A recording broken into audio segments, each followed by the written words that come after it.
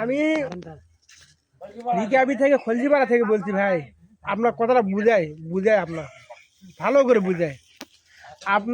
আমার বাড়িয়ালির ডেলিভারি করে 2টা বাচ্চা আছে, 5 কেজি 700 গ্রাম ওজন, দেয়ার ঘামে শরীর ঘামে একেবারে ম্যারেজ করে আসা, আর ফ্রিজে 20 কেজি গুস্ত আসা। এ গুস্ত শরীরে জল ক্ষতি হয়, জাহানটা থুমু না কিন্তু অভিষেক যা কিন্তু অভিষ চটকে ফেলাবো কিন্তু। আমার খবর জানেন না তুমি?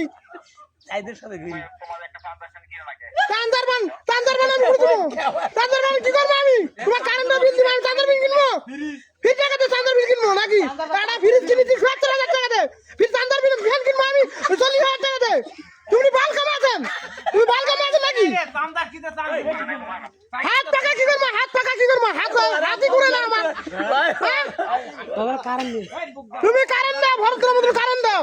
20 কেজি গুস্তু নষ্ট হবে আমার, ধানটা থুমো না শুক্রবার মিলাদ করবো আমি। কিসের দুর্নীতিবাদ? আমি কি দুর্নীতিবাদ? তুমি দুর্নীতিবাদ, তোমার বাপ দুর্নীতিবাদ, তুমি গরিব দুর্নীতিবাদ। আবার গরিবের মানুষ তোমাকে আমি মিলাদ করার জন্য নিয়ে আসি কম দামে গুস্তু। গরিবে কে দিব আমি? গরিবকে দিব আমি? নিজের গরু দম করে গরিবকে দিব নাকি? তুমি এসে খা দাও, তোমার অভিষ আসুক, তোমার ছাড় আসুক, এসে খা দাও। আমার গরু গোসু নষ্ট আছে, আমার গরু গোসু নষ্ট সকলে পর্যন্ত আছে, আন্ডা ছুঁড়ে কথাটা খারাপ। গরিব কি সারবাল? আবার আমি ধনী মাইজ দেখলে আমি গরিবকে আগে খেলাবো, গরিবকে খেলাবো আমি?